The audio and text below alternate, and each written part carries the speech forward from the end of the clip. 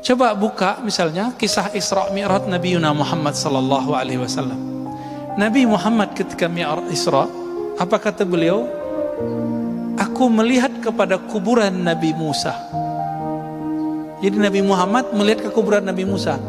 Nabi mandang kubur, yang kelihatan bukan batu nisan. Apa yang kelihatan sama Nabi? Roh yang ada di dalamnya.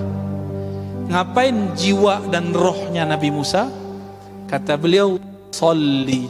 Nabi Musa sholat di dalam kuburnya. Ini hadis Sahih Bukhari, Pak. Yusolli fi qabri. Ya, Nabi Musa sholat di dalam kubur. Saya mau tanya nih Bapak sarmakan Allah, Nabi Musa kalau sholat dalam kubur itu cari pahala atau cari supaya makomnya naik, ma'rifatnya naik? Cari pahala nggak? Emang masih berlaku pahala?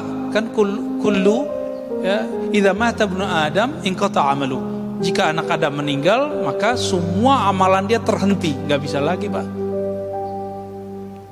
Terus sholat apa itu?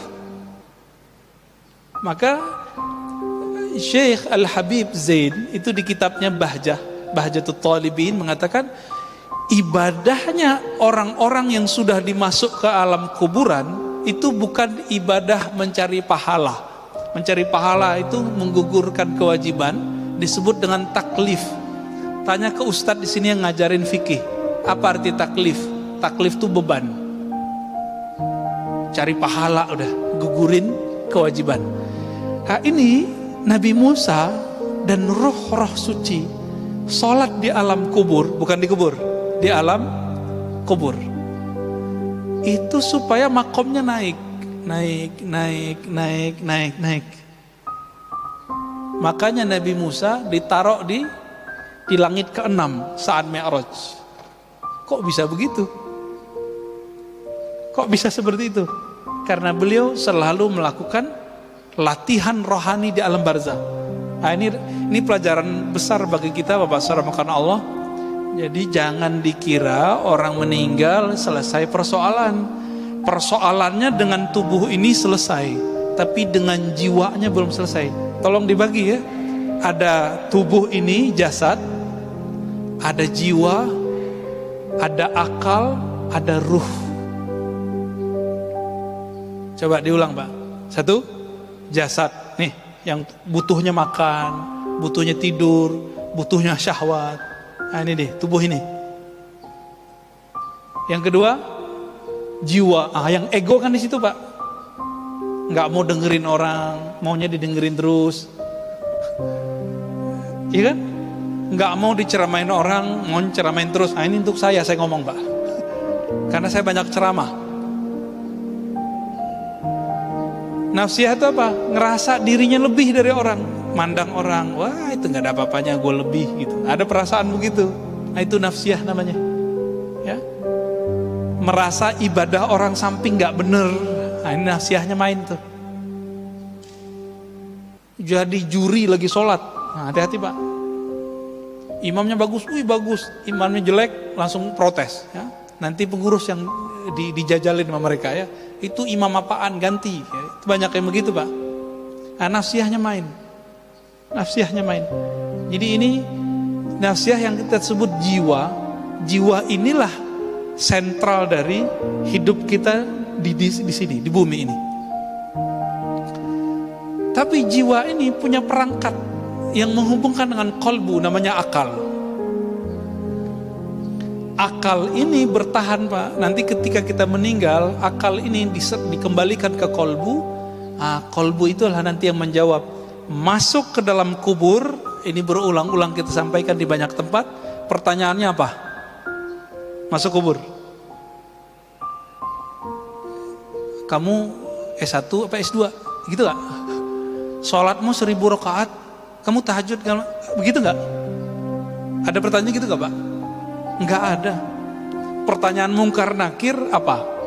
Mau imam masjid yang masuk kubur, mau jamaah yang masuk kubur, mau preman, mau siapa masuk kubur, pertanyaannya sama. Man rabbuka? Siapa Robmu? Itu password tuh. Lagi nanya, kamu tahu nggak jalan pulang? Itu maksudnya. Gak bisa diapalin Pak. Coba diapalin.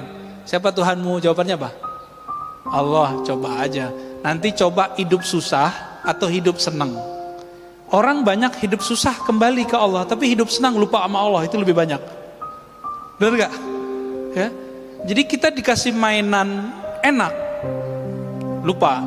Dikasih mainan susah, ya ngomel-ngomel kepada Allah, ya. Tapi sholatnya nambah gitu. Bagaimana orang begini kalau masuk ke kubur bisa jawab Rabbku Allah? Gak mungkin. Gak mungkin Pak. Itu sebabnya kita kasih tahu di akhir zaman ini jangan mengandalkan sholat banyak, belum tentu diterima. Jangan ngandelin banyak baca Quran, belum tentu diterima. Tetaplah sholat, tetaplah baca Quran, tapi jangan belagu sama amalan itu. Masih ingat Nabi ngomong apa? Kamu masuk surga bukan karena amalmu, masih tahu ya? Hadis Bukhari. Terus apa kata Nabi? Aku pun masuk surga bukan dengan amalku, tapi dengan rahmat Allah. Rahmat Allah itulah kunci dari ma'rifatullah. Kalau ada murid di kelas, ada yang guru nggak nih? Kalau ada murid di kelas, dia agak bandel dikit, tapi cerdas Pak. Agak nyeleneh dikit, cerdas. Itu disayangi guru nggak? Disayangi guru walaupun dia nyeleneh dikit. Tapi ada yang rajin, diem aja, ditanya diem, disuruh ke depan gak mau, gak dikenal Pak sama guru. Itu baru di dunia, apalagi di akhirat. Maka orang rajin ibadah, kalau dia gak tahu tujuan ibadahnya, yang capek nanti nafsiyahnya, jiwanya ini. Ya. Jadi Bapak salamkan Allah melanjutkan kalimatnya. Irji'i ila rabbiki radiyatan mardiyah fadkhuli fi ibadi. Maka bergabunglah kamu, joinlah kamu dengan hamba-hambaku, budak-budakku, kekasih-kekasihku. Itu. Siapa kekasih-kekasih Allah? Jika orang ini sudah bergabung dengan kekasih Allah di dunia, nanti ketika masuk alam barzah dipertemukan dengan mereka. Jadi jangan dikira masuk alam barzah ya kita sendiri-sendiri doang, belum tentu. Jika dia ahlullah, kekasih Allah, nanti dia dikumpulkan dengan orang-orang yang hebat. Ya, VIP namanya. Irji'i ila rabbiki radiyatan mardiyah fadkhuli fi ibadi wadkhuli jannati. Kalau sudah begitu baru bisa masuk surgaku.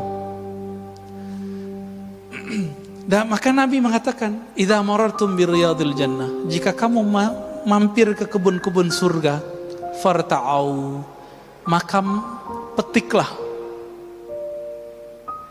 Lalu sahabat bertanya, wahai Rasulullah, apakah itu kebun surga?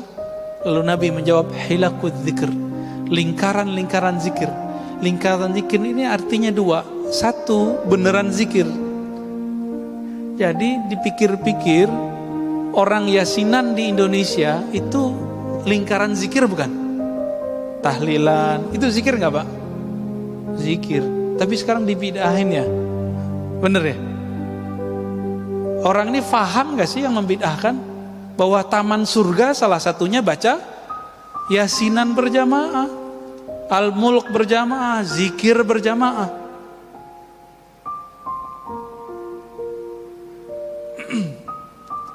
Bapak kalau lagi begini nih, ini kan pengajian, kita lagi di share ilmu sama guru kita misalnya, siapapun gurunya. Masuk waktu syuruk, itu milih dengerin kajian apa sholat? Serius? Wah lolos Pak, lolos kajian ma'rifat. Ya.